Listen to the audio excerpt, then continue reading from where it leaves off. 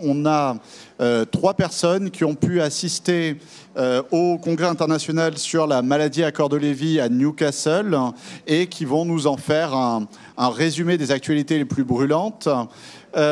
2 d'entre elles sont Clément Avenot, ici, juste à ma droite, et Agathe Vrillon. Agathe Vrillon, vous l'avez déjà rencontré ce matin.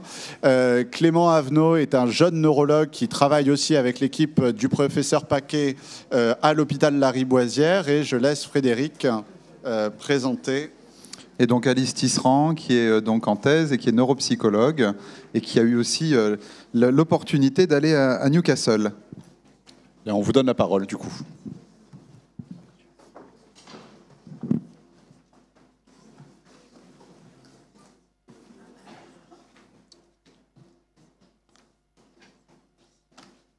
Donc voilà, je vais reprendre la parole pour introduire notre petit retour sur la dernière conférence sur la maladie à corps de Lévy qui s'est tenue à Newcastle en juin 2022 de cette année.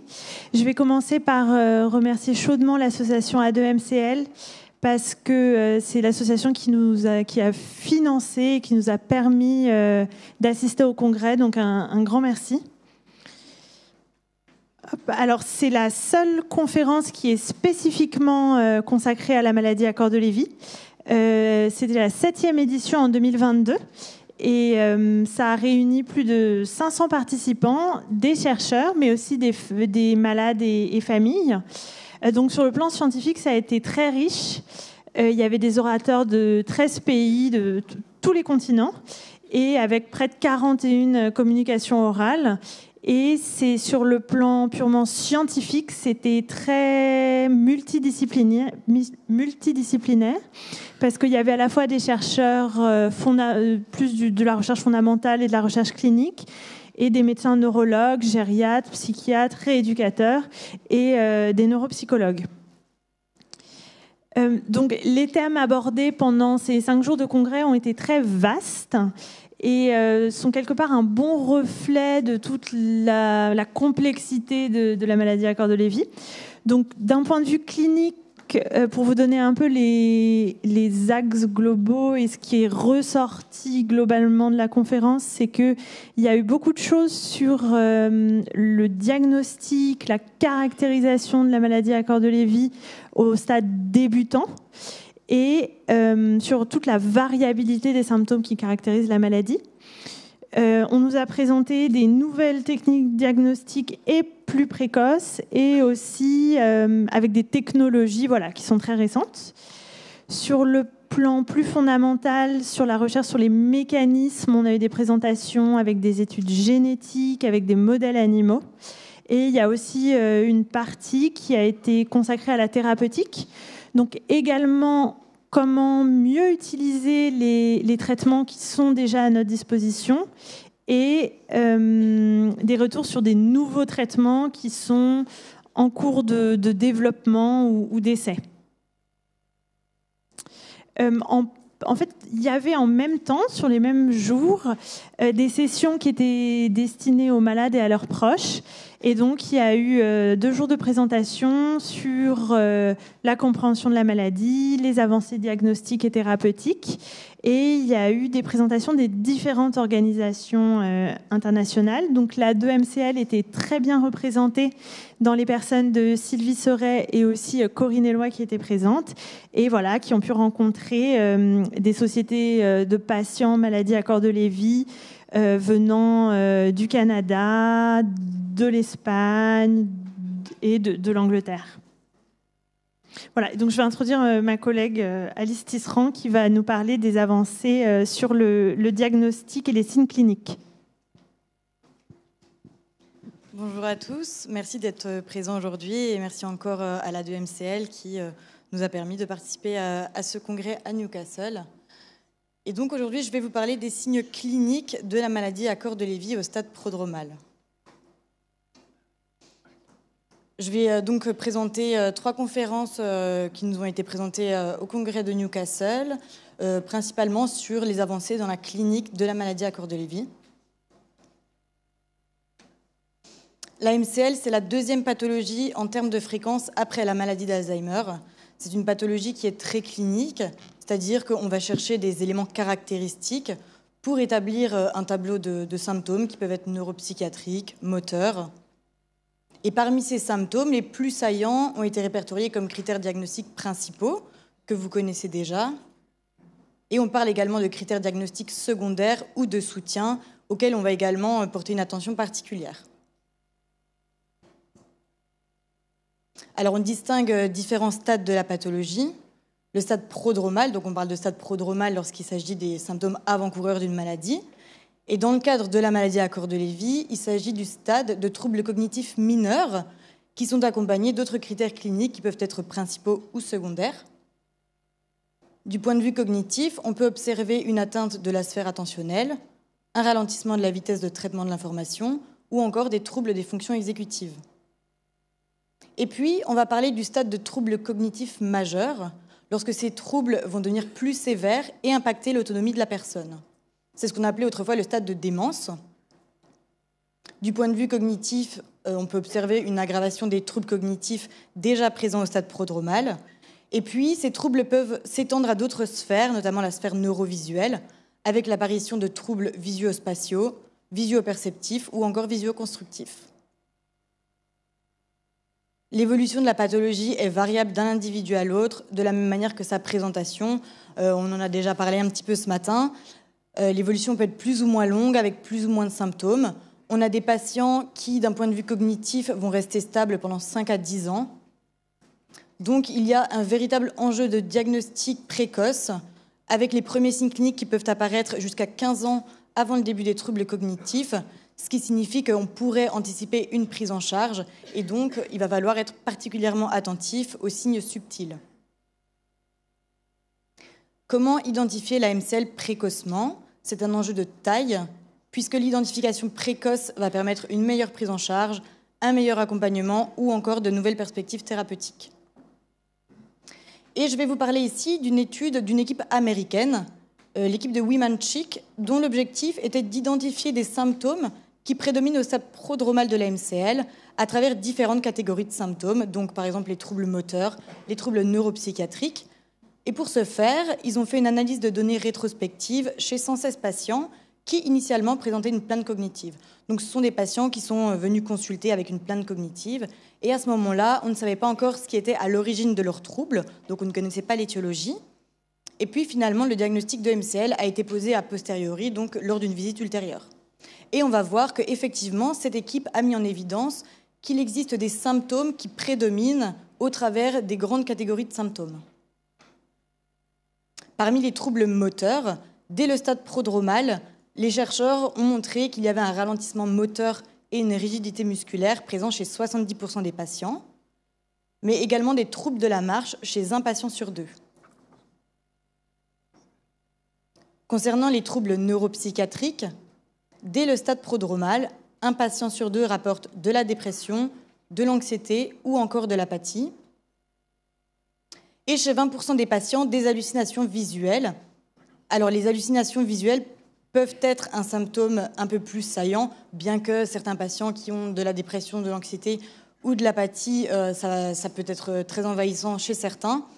Mais ce qu'il faut retenir de ces chiffres, c'est que parfois, des symptômes qui peuvent paraître un peu plus discrets vont être présents chez une grande proportion des patients et très tôt dans l'évolution de la maladie. Et concernant les troubles du sommeil, au stade prodromal, un patient sur 2 rapporte des troubles du comportement en sommeil paradoxal, qui est un critère diagnostique très puissant, mais également des troubles des cycles veille-sommeil, c'est-à-dire en fait une déstructuration du sommeil, avec parfois des réveils durant la nuit, des siestes excessivement longues en journée. Et voici une petite synthèse donc, des symptômes prédominants au stade prodromal. Je ne vais pas revenir dessus en détail, mais ce que l'on peut voir, c'est qu'avec l'évolution de la maladie, on a certains symptômes qui vont devenir de plus en plus fréquents.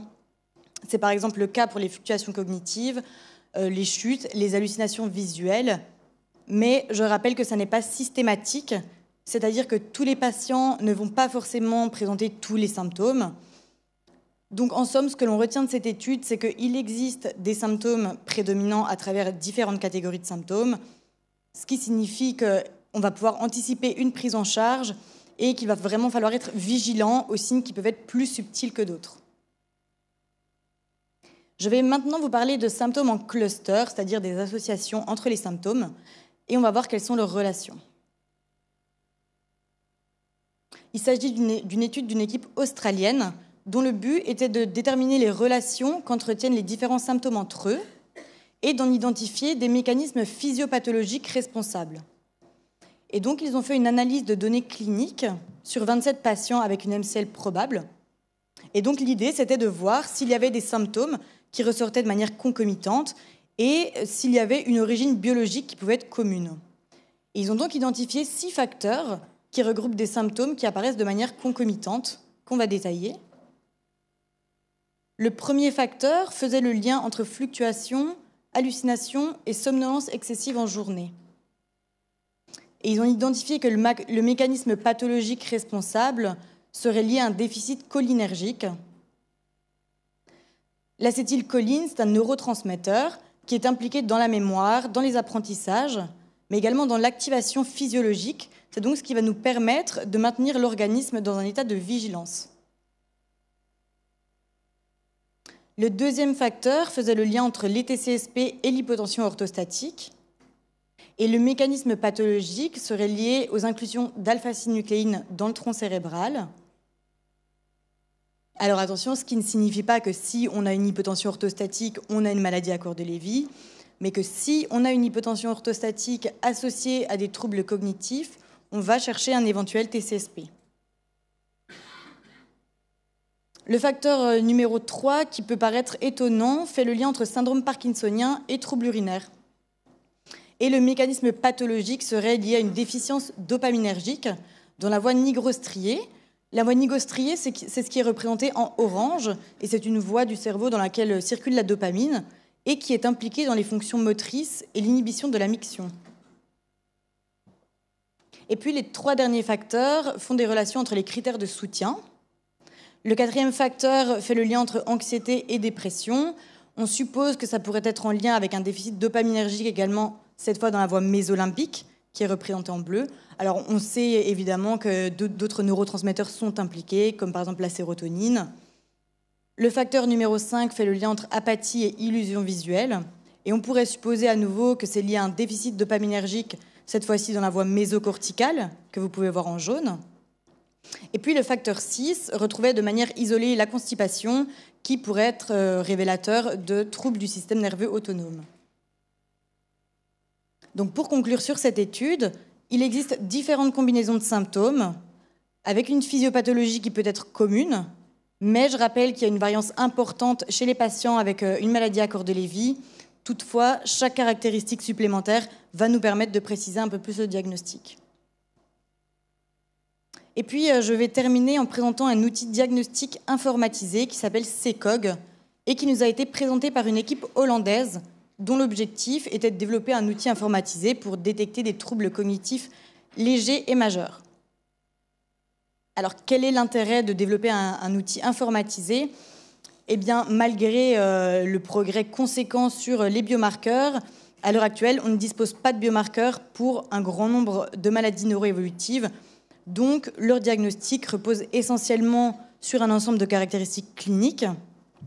Et aujourd'hui, les cliniciens ont besoin d'outils simples et efficaces. Et CECOG, c'est un outil qui a été conçu pour être auto-administré, qui peut être passé à domicile ou dans une structure de soins, et qui est basé sur plusieurs tests neuropsychologiques standards. Donc 7 tâches de mémoire, d'attention, de vitesse de traitement de l'information et de fonction exécutive en une vingtaine de minutes. Alors c'est un outil qui a démontré son efficacité dans le dépistage de troubles cognitifs légers et majeurs, mais qui présente quelques limites. Il s'agit d'un outil de dépistage, donc qui ne se substitue en aucun cas à une évaluation neuropsychologique en centre mémoire. Et c'est un outil qui permet de situer l'individu dans la progression de sa maladie, mais qui ne permet pas de distinguer les maladies. Donc en fait, ça va nous donner une idée des processus cognitifs qui peuvent dysfonctionner. Et ça va par exemple permettre aux neuropsychologues d'orienter un peu sa pratique, peut-être de cibler certaines sphères cognitives à explorer de manière un peu plus approfondie. Donc pour conclure sur ces 3 conférences qui nous ont été présentées au congrès de Newcastle, il existe des symptômes plus saillants que d'autres au sein des différents types de troubles, que ce soit moteurs, neuropsychiatriques, et ce dès le stade prodromal. Il existe des associations entre les symptômes avec des mécanismes physiopathologiques qui peuvent être communs. Et enfin, on vise à de nouvelles perspectives diagnostiques dans le but d'anticiper et proposer une prise en charge optimale et bien sûr améliorer la qualité de vie de nos patients et des aidants. Voilà, je vous remercie pour votre attention.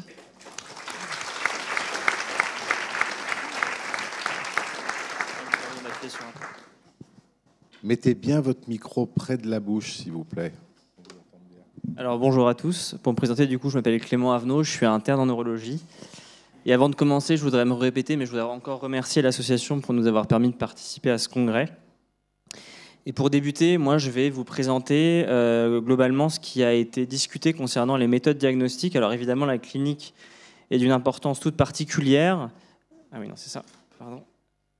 Mais il y a d'autres méthodes qui peuvent aider à faire le diagnostic le plus précoce possible dans la maladie à corps de Lévy, ce qui est d'un intérêt tout particulier lorsqu'on voudra potentiellement mettre en place des thérapeutiques pour ralentir le processus évolutif. Et il y avait 2 grands thèmes qui ont été abordés.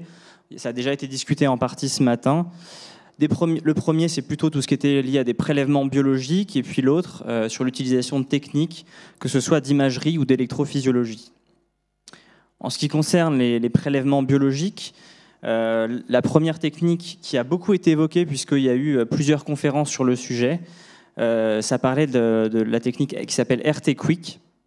Avant de discuter de la méthode, je voudrais discuter un petit peu de la pathologie de la maladie à corps de Lévy. Donc là, on voit un neurone à gauche avec une inclusion de ce qu'on appelle un corps de Lévy. En fait, ce corps de Lévy, il est constitué principalement de l'agrégation d'une protéine qui s'appelle l'alpha-synucléine, qui va, lorsqu'elle va adopter une conformation anormale, s'agréger pour in fine former avec d'autres composants de la cellule le corps de Lévy. Et en fait, cette protéine, du fait de sa conformation anormale, va avoir une propriété d'aller s'auto-agréger et puis entraîner l'agrégation des protéines d'alpha-synucléine saine qui l'entourent. Et partant de ce principe-là, la technique de RT-Quick cherche, en prenant le prélèvement d'un patient, et ici c'est ce qu'on voit, c'est les petits rectangles en bleu foncé, c'est mis en contact avec des protéines d'alpha-synucléine saines, et on regarde si les protéines du patient vont in fine aller changer la conformation des protéines qui sont dans l'essai, et si c'est le cas, ça traduit une pathologie de l'alpha-synucléine. Donc c'est une technique qui se fait in vitro, qui est automatisée, et c'est une technique qui a déjà montré que ça avait une bonne sensibilité et spécificité aux alentours de 90% pour discriminer les patients qui étaient atteints d'une maladie de l'alpha-synucléine et des sujets contrôle qui n'ont pas ce type de pathologie. De manière intéressante, il y a une étude tout particulière qui nous avait été présentée au cours de la conférence. C'était une étude qui a été faite à Barcelone, qui regardait ici, donc c'était des patients qui avaient des troubles du sommeil paradoxal, ce qui a été présenté précédemment et qui a un symptôme souvent précoce dans la maladie à corps de Lévy. Et chez ces patients-là, ils ont voulu voir si finalement les tests de RT-Quick étaient pathologiques ou non, et est-ce que ça impliquait quelque chose dans le suivi. La première chose, c'est qu'il y avait au total 52 patients avec des troubles du sommeil paradoxal inclus, et que 90% de ces patients avaient d'ores et déjà un test RT-Quick pathologique pour 10% des patients contrôle, ce qui fait encore une fois une sensibilité spécificité d'environ 90%. Par ailleurs, il était noté que les patients qui avaient un test pathologique gardaient un test pathologique au cours du suivi, et que l'intégralité des patients chez qui il y avait pu avoir un don de cerveau après le décès avaient tous bien des dépôts lorsque le test était pathologique. Enfin, c'est ce qu'on peut voir là, lorsque les patients avaient des troubles du sommeil paradoxal. Chez les patients qui avaient en plus un test pathologique, on voit ici, c'est la courbe où 100% des patients n'ont pas de maladie neurodégénérative au début, et dès qu'un diagnostic est posé, la courbe décroît. Et ce qu'on peut voir, c'est que les patients qui avaient ce test pathologique avaient beaucoup plus rapidement et beaucoup plus fréquemment un diagnostic posé de maladie neurodégénérative liée à l'alpha-synucléine au cours du suivi, avec en moyenne au bout de 3 ans, certains c'était beaucoup plus longtemps. Et ce que ça veut dire donc également, c'est que possiblement ce test est pathologique 8 à 10 ans avant d'avoir les premiers symptômes, en tout cas les symptômes qui permettent de poser le diagnostic. Donc c'est un test qui est très intéressant parce qu'il serait possiblement assez sensible et spécifique et puis altéré assez précocement dans le cours évolutif de la pathologie, avec quelques petits écueils qui ont été notés dans la conférence. C'est que la première chose, c'est que le test ne détecte pas aussi bien les dépôts en fonction de l'endroit dans lequel ils sont situés dans le cerveau. Il y a des très bonnes détections des dépôts quand ils sont au niveau du cortex, mais beaucoup moins au sein des structures profondes comme dans les amygdales, où c'est plutôt de l'ordre de 15%. Et puis par ailleurs, ça détecte moins bien les dépôts lorsque il peut y avoir des dépôts d'alpha-synucléine dans la maladie Alzheimer. Ils sont moins bien détectés par le test que ça peut être le cas pour la maladie Accord-Lévy ou la maladie de Parkinson. La deuxième chose qui a été évoquée, et encore une fois ça a été évoqué également ce matin, c'était le dosage de la protéine Tau phosphorylée dans le sang. Donc la protéine Tau, c'est une protéine qui a pour rôle notamment la stabilisation des microtubules, et lorsqu'elle est phosphorylée de manière anormale, elle va avoir une perte de sa fonction et ça va entraîner des agrégations de cette protéine, ce qui est au cœur de la physiopathologie, notamment de la maladie d'Alzheimer. Et dans la maladie Alzheimer, ce qui a été vu, c'est que c'est quelque chose qui est altéré assez précocement dans le cours évolutif de la maladie. Ce qu'il faut savoir, c'est que les patients atteints d'une maladie Accord-Lévy, il y a une grande partie qui vont avoir, de manière associée, une copathologie Alzheimer, et donc possiblement ces tests-là permettraient de détecter la présence de cette copathologie chez les patients. Et ce qui nous avait été présenté tout particulièrement, c'était cette étude-là.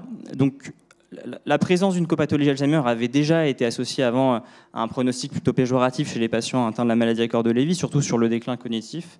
Et donc cette étude cherchait à voir si, en dosant dans le sang deux protéines Tau phosphorylées en position 180 et 231, s'il y avait une corrélation avec la sévérité cognitive au moment de l'inclusion dans l'étude et au cours du suivi.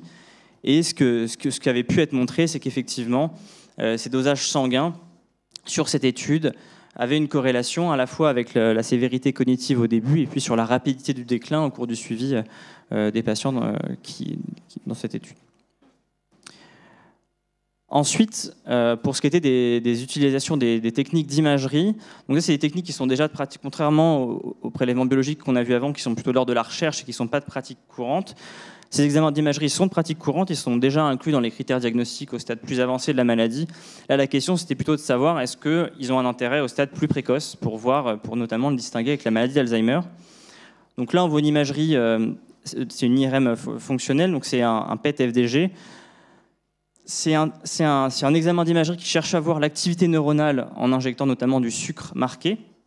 Et là, on voit à gauche les zones qui fonctionnent moins bien dans la maladie Accord-Lévy au stade débutant comparé au sujet contrôle, et à droite de la maladie Alzheimer. Ce qu'on peut voir ici, c'est qu'on a quand même l'impression que ce ne sont pas les mêmes zones. C'est plutôt des zones postérieures dans la maladie Accord-Lévy et ici au niveau de la substance noire, alors que c'est plutôt le lobe temporal médial et la partie postérieure du cortex singulaire dans la maladie Alzheimer.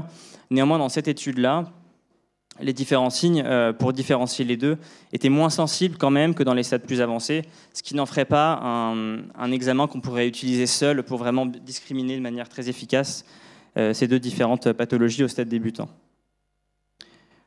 L'autre technique qui a été discutée, pareil, encore une fois, c'est déjà des choses qui ont déjà été évaluées dans des stades plus avancés, c'est l'utilisation de l'électroencéphalogramme. Donc c'est un examen avec des électrodes placées sur le cuir chevelu qui cherche à voir l'activité neuronale. Et ce qui avait déjà été montré, c'était que dans la maladie Accord-Lévy, il y avait globalement une fréquence de décharge qu'on pouvait voir sur l'électroencéphalogramme plus lente, et notamment dans les régions postérieures. Et lorsqu'on regarde ici sur des stades plus débutants, il y a cette même tendance qui s'observe avec des rythmes globaux plus lents que notamment dans la maladie Alzheimer, pour discriminer les deux au stade débutant. Mais aucun des cut-offs qui ont été définis, qu'on peut voir à droite, ne permettait d'avoir une sensibilité, une spécificité suffisante pour que ça puisse être utilisé de manière fiable au stade précoce. Mais c'est des pistes peut-être pour l'avenir. Je vais passer du coup le micro à Agathe qui va parler des traitements médicamenteux.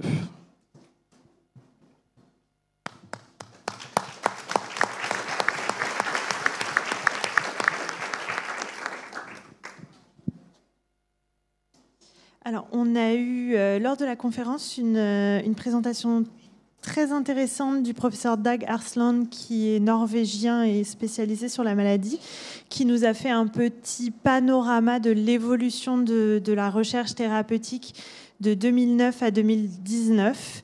Et donc, en 2009, il y avait 8 essais en cours sur la maladie à corps de Lévy. C'était des essais de traitements dits symptomatiques. Donc les traitements symptomatiques, c'est des traitements qui visent à traiter ou au moins à atténuer des manifestations de la maladie, mais ce ne sont pas des traitements qui sont curatifs et ce ne sont pas des traitements qui ont un effet direct sur les lésions ou sur les mécanismes de la maladie. Les traitements qui potentiellement ont un effet direct, on appelle ça des traitements modificateurs de la maladie. Et donc en 2009, il n'y en avait pas encore. Et la majorité des traitements étudiés visaient à traiter des médicaments à évaluer des médicaments déjà disponibles pour traiter des symptômes cognitifs ou psychiatriques. En 2019, les choses ont quand même bien avancé. Il y avait 30 essais thérapeutiques enregistrés sur la maladie à corps de Lévy. Il y avait 8 essais en cours en 2019 et qui recrutaient avec 8 molécules différentes. C'était que des traitements donc modificateurs de la maladie et 7 étaient en études de phase 2 et 1 en études de phase 3, donc un petit peu plus avancé. Depuis 2019, il y a eu 5 essais terminés, 1 interrompu, 2 en cours et il y a 6 nouveaux essais thérapeutiques qui ont été débutés, donc encore quelques avancées. Alors ça, c'est une petite overview des traitements qu'on nous a présentés lors de cette communication. Donc en bleu, vous avez les traitements symptomatiques qui vivent des symptômes et en rouge, les traitements modificateurs de la maladie qui agissent sur les mécanismes. Pour les traitements symptomatiques, donc à l'essai, il y avait des traitements qui visent les symptômes moteurs de la maladie, comme le zonisamide, qui est déjà un antiépileptique validé, mais qui a montré un effet positif sur la fonction motrice dans la maladie de Parkinson, donc qui est en train d'étudier. Il y avait des modulateurs de la neurotransmission, comme les modulateurs des récepteurs au glutamate ou des récepteurs à la dopamine, et des nouveaux traitements psychiatriques, comme la pimavansérin. En rouge, donc les traitements qui agissent sur les mécanismes. Et vous voyez que là, il y en a déjà 5. Le neflamapimod, je vais revenir dessus plus en détail parce qu'on nous a présenté des résultats préliminaires. Mais sur les autres traitements, donc, on a parlé de traitements inhibiteurs de tyrosine kinase. Les tyrosines kinases, c'est un groupe de protéines et c'est des voies cellulaires assez larges qui servent à plein de choses, mais qui dans la maladie à corps de Lévy, des altérations de ces voies pourraient favoriser la perte de neurones dopaminergiques. Donc ça, c'est en cours. Il y avait aussi des traitements qui visent à protéger les neurones avec des facteurs de croissance, des traitements anti-amyloïdes, donc qui jouent sur ces copathologies. Donc là, c'est plus vraiment l'alpha-synucléine, donc les lésions spécifiques de la maladie à corps de Lévy, mais on sait que près de 50% des patients ont aussi des lésions amyloïdes, donc c'est une composante sur laquelle il serait intéressant de pouvoir jouer. Et il y avait des traitements qui ciblaient aussi plus l'alpha-synucléine. Donc vraiment beaucoup de diversité dans les mécanismes de la maladie qui sont ciblés. Ça, c'est un petit résumé d'une présentation très intéressante du Dr Candice Müller de l'hôpital de Strasbourg, où ils ont rapporté leur expérience pour traiter 3 patients qui avaient des symptômes neuropsychiatriques un petit peu résistants et très, très invalidants. Donc, ils ont essayé 2 nouveaux médicaments qui visaient l'agitation et le délire.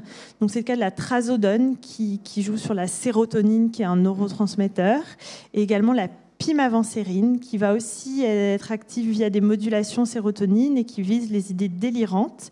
Et alors que ces patients avaient été résistants à beaucoup de choses, ils ont vu que la combinaison de ces traitements a permis une nette diminution des symptômes. Et donc, c'est ces lignes que vous voyez. Chaque ligne correspond à un patient et à l'intensité des symptômes.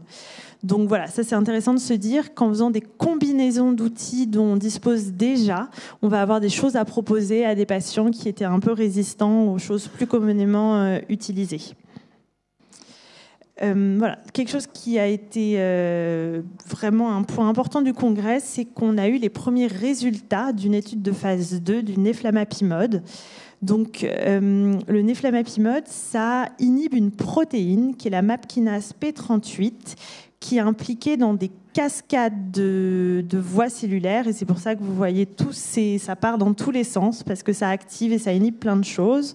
Mais ça, au final, favorise une neuroinflammation qui va plutôt être délétère, notamment sur le système cholinergique.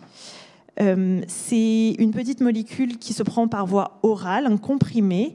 On sait qu'il passe de la périphérie vers le cerveau. Ça, c'est quelque chose d'important parce que pour les molécules qu'on donne en voie périphérique, il est nécessaire qu'elles puissent passer la barrière et aller atteindre leur cible. Et voilà, cette molécule, elle était déjà prometteuse dans des essais animaux.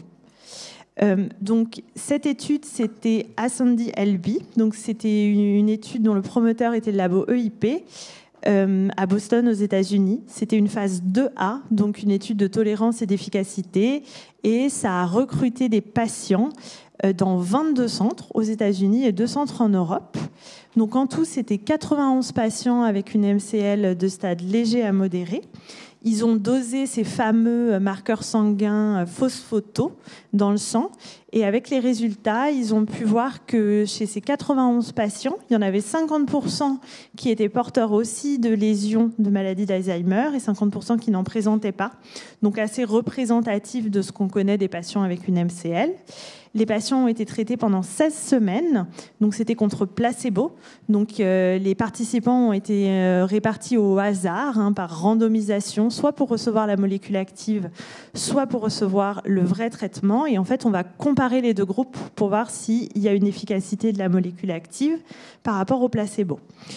C'était des comprimés et c'était 2 ou 3 comprimés par jour selon le poids du patient. Et les critères d'efficacité, c'était cognitif, avec des échelles cognitives et aussi des échelles d'autonomie au quotidien, et un critère d'efficacité moteur avec un test qui est le Time Up and Go Test. On demande au patient de se lever de sa chaise et de faire le tour le plus rapidement possible.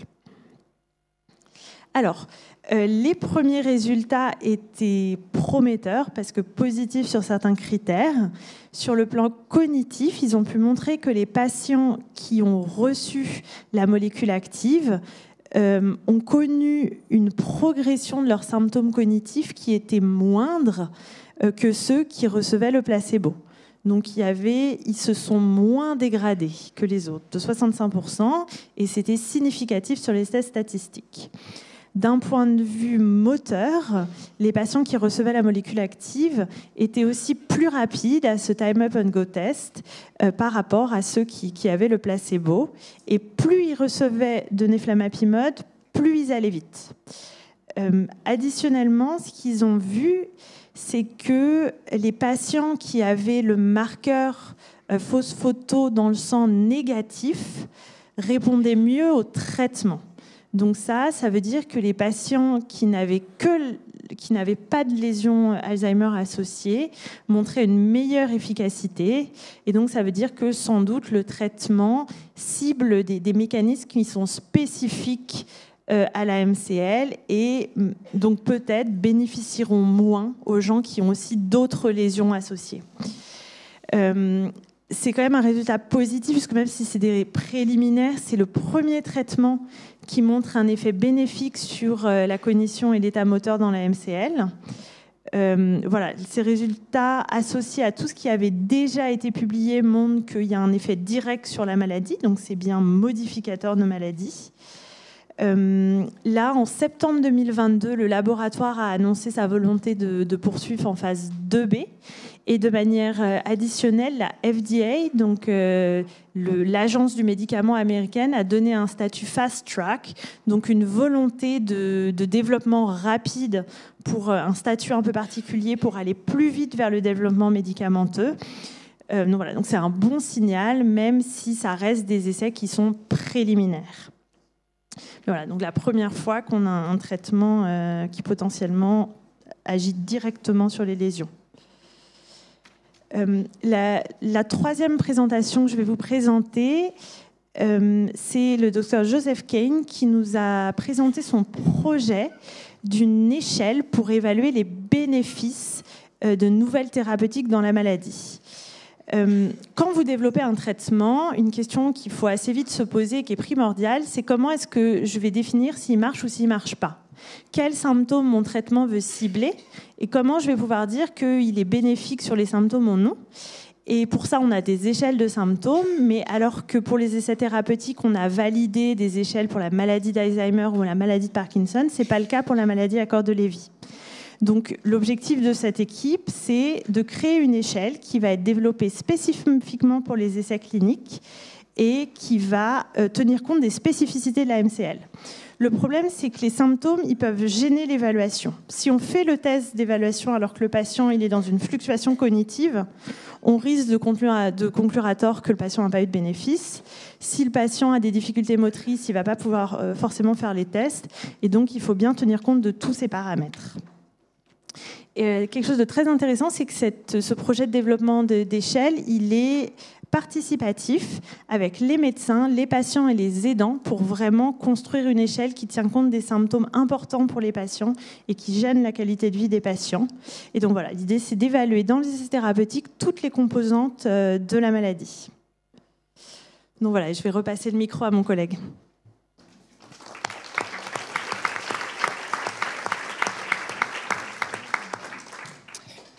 Et je vais terminer sur ce qui nous a été présenté sur les thérapeutiques non médicamenteuses. C'était essentiellement l'objet d'une conférence par une conférencière dans le congrès. Cette personne a commencé par nous rappeler quelles sont les thérapeutiques qui ont été, en termes de rééducation cognitive, pour lesquelles la littérature a montré un bénéfice. Elle en a évoqué deux particulièrement. La première, c'est les thérapies de stimulation cognitive, qui sont en général des activités non tâches spécifiques, réalisées souvent en groupe, avec potentiellement des discussions sur l'actualité ou d'autres tâches un peu complexes, qui permettent à la fois une stimulation sur le plan cognitif, mais aussi sur le plan psychologique au niveau de l'humeur, pour favoriser les interactions sociales. Et la seconde chose, c'était la réhabilitation cognitive, qui était plus définie comme...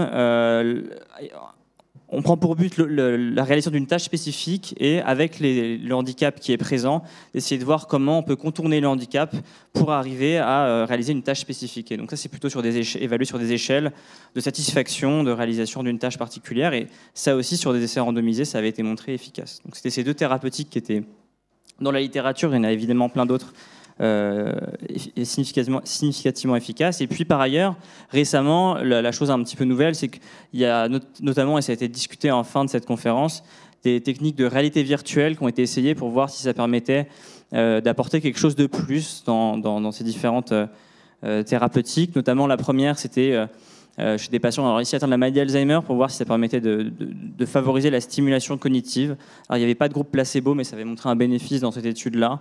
Et puis dans l'autre, là, c'était plutôt pour une rééducation à la marche et ça avait montré un bénéfice versus kinésithérapie simple chez des patients atteints de la maladie de Parkinson. Donc potentiellement un outil intéressant d'après ce qui nous a été présenté.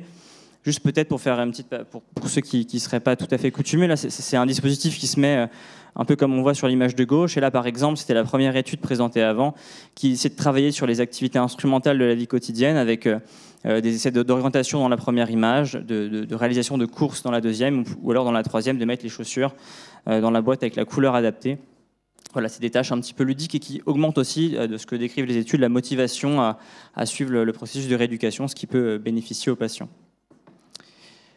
Par ailleurs, il y a d'autres techniques qui sont plus expérimentales qui ont été présentées. Ça, c'est la première. Donc, c'est des techniques de stimulation magnétique transcrânienne répétitive. Donc, c'est d'abord une thérapeutique qui a surtout été évaluée il y a plusieurs années dans les dépressions sévères, avec une stimulation surtout au niveau du lobe préfrontal. Et c'est des techniques qui sont évaluées récemment, mais qui sont encore très exploratoires dans les troubles cognitifs. Et puis dans la maladie d'Alzheimer, il semblerait que ça puisse avoir un bénéfice, notamment sur les fonctions exécutives, même s'il reste encore à définir quel site de stimulation, combien de fois est-ce qu'on stimule, combien de temps. Et il y a plein de choses encore qui sont mal définies, et ce qui rend difficile la comparaison des études. Néanmoins, il semblerait que ce soient des effets qui puissent perdurer plusieurs mois après une à quelques séances de stimulation. La seconde chose qui nous a été présentée, c'est la stimulation transcrânienne à courant direct. Alors, j'ai peut-être pas bien contextualisé, mais comme la méthode précédente, le but, c'est d'un petit peu d'augmenter l'excitabilité d'une certaine région du cerveau pour permettre une activité un peu plus importante, en tout cas en théorie. Et donc, avec cette méthode, c'est un petit peu la même chose, ça change le potentiel de membrane des neurones. Et ici, il y avait une étude qui avait regardé si ça améliorait certaines tâches cognitives dans la maladie à corps de Lévy. Il y avait surtout des tâches attentionnelles, comme les petits encadrés A, B et C, des tâches plutôt visio-spatiales dans les encadrés D et E. Et ce que ça avait montré, c'est que ça avait tendance surtout à améliorer légèrement tout ce qui était tâches attentionnelles ou de réactivité, alors que ça n'avait pas de bénéfice sur cette étude, en tout cas sur les tâches visio-spatiales chez les patients. Et puis enfin, d'autres techniques encore très exploratoires, c'est des stimulations de nerfs. Donc la première, c'est la stimulation du nerf vague. C'est des techniques qui sont utilisées depuis un peu plus longtemps, notamment dans les épilepsies réfractaires ou dans les syndromes dépressifs réfractaires. L'idée, c'est d'en stimuler le nerf vague. Il a à la fois une communication vers le cerveau et vers la périphérie, et il jouerait un rôle via le locus coeruleus sur une sécrétion de neurotransmetteurs au niveau cérébral, notamment de norépinéphrine, qui a un certain nombre de bénéfices, qui pourraient avoir un rôle sur la transmission neuronale, sur la neuroinflammation et différentes choses. Donc, chez les patients qui avaient été traités pour l'épilepsie et autres, ils avaient noté qu'il y avait une amélioration chez ces patients des fonctions mnésiques, et donc ça a été essayé à visée cognitive chez certains patients, mais tout ça reste là, c'est une étude qui ne sont pas publiées. On n'a pas vraiment de données, mais c'est des choses qui sont à l'essai. Ici, c'est chez des patients atteints de maladie Alzheimer au stade débutant. Donc, c'est un essai randomisé avec 250 patients qui est encore en cours, mais peut-être une thérapeutique intéressante. Et puis la dernière, c'est une autre stimulation, c'est le nerf occipital. C'est un petit peu sur le même mécanisme que le nerf vague, puisqu'en fait ces deux nerfs vont converger dans le tronc cérébral pour tous les deux aboutir à stimuler le locus coeruleus avec les mêmes sécrétions de neurotransmetteurs. Et donc dans la même manière, ça a été essayé. Là, c'est en fait un essai chez des sujets sains, où ils avaient montré que ça permettait notamment une stimulation légère des fonctions mnésiques. Donc peut-être aussi des choses qui pourraient être étudiées. C'est une stimulation qui est à un autre endroit, mais qui aurait probablement les mêmes effets que la stimulation du nerf vague. Alors ces stimulations, elles peuvent être de manière invasive, mais pour la maladie à corps de Lévy et les études récentes, c'est surtout des stimulations transcutanées, donc sans les complications que pourrait avoir une éventuelle chirurgie, comme on peut voir sur le schéma là. Voilà, c'est à peu près tout ce qui avait été présenté sur les thérapeutiques non médicamenteuses au congrès, en tout cas l'essentiel. C'est tout pour la présentation. Je vous remercie de votre attention et d'avoir été là. Puis je remercie encore une fois l'association pour nous avoir permis d'accéder au congrès. Il y a évidemment plein d'autres choses qui ont été dites quand on était sur place, mais c'était un peu dur de faire la rétrospective complète de tout ce qu'on a pu voir là-bas. Voilà, j'espère que ça vous a plu. Et puis, c'est terminé.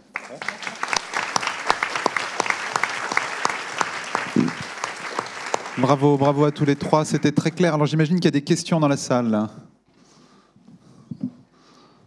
Non, pas de questions. N'hésitez pas, hein, il faut...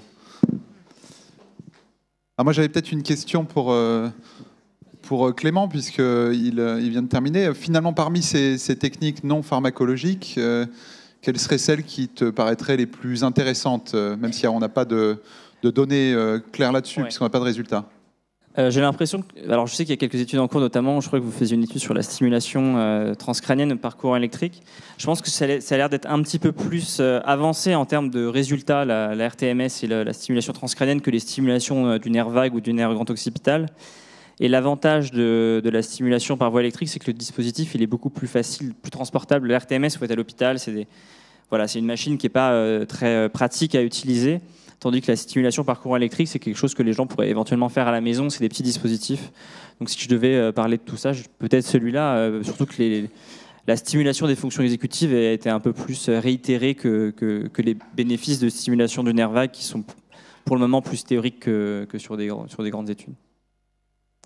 Une question. Devant.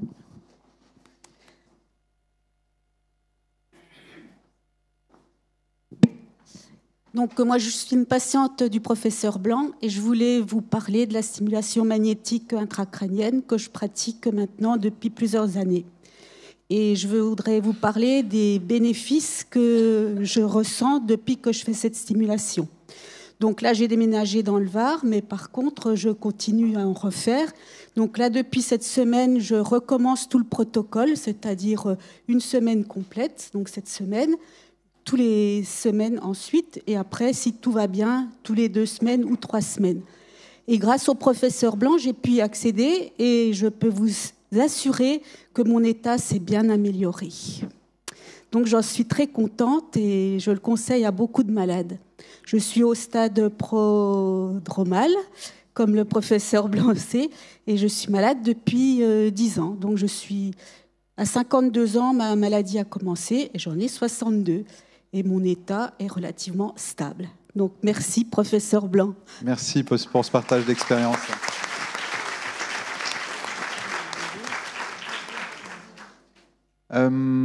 Oui, une autre. Oui, alors justement, est-ce que tout le monde peut avoir accès à cette stimulation, justement, puisque... Je vais peut-être répondre. Alors, les indications de la stimulation magnétique transcrânienne sont des indications qui sont assez strictes.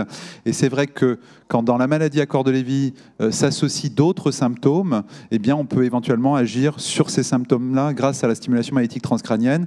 C'est en particulier le cas, par exemple, dans la dépression, où on peut traiter la dépression en traitant par stimulation magnétique transcrânienne.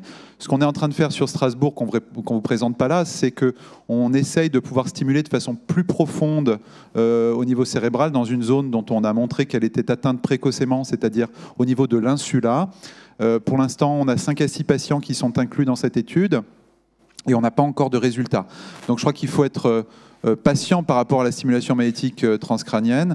Quand il y a la possibilité, quand il y a des symptômes compatibles avec des indications de la stimulation magnétique transcrânienne, eh bien, à ce moment-là, on peut le faire, mais s'il n'y a pas de symptômes compatibles, on ne sait pas en réalité si la stimulation magnétique transcrânienne est efficace ou pas en général dans la maladie à corps de Lévy. Elle est très efficace ici, mais on ne peut pas dire qu'elle soit en général efficace dans la maladie à corps de Lévy, donc il faut être tout à fait prudent.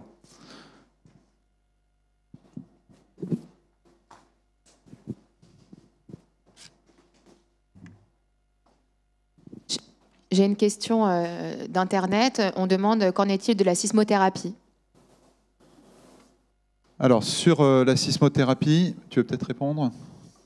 Alors non, a priori, la sismothérapie, c'est vraiment un traitement des troubles de l'humeur. On l'a évoqué ce matin dans le contexte du diagnostic différentiel ou de l'association entre la maladie à corps de Lévy et le trouble bipolaire, qui est donc un trouble de l'humeur.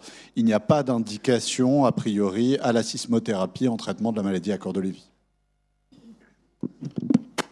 Il y avait une autre question. Ouais, je voulais savoir la néphlammapimode, on en est où, quel espoir on a, etc. Mise sur le marché, enfin... Alors là, les résultats que j'ai présentés, ce sont ceux d'une phase 2A, donc encore précoce. Et le laboratoire a annoncé, là en septembre 2022, dans un communiqué, qu'ils ont la volonté d'initier une phase 2B, donc sur un nombre plus important de patients. Néanmoins, ça reste très précoce parce qu'avant de pouvoir commercialiser, il faut après faire une phase 3. Et on ne passe aux phases d'après que lorsque les critères d'efficacité du traitement qui ont été définis a priori ont été remplis. Donc pour l'instant, il n'y a pas de garantie que ce traitement arrive un jour en phase clinique. Il doit d'abord confirmer son efficacité sur un plus grand groupe de malades. Donc là, c'est vraiment des résultats précoces.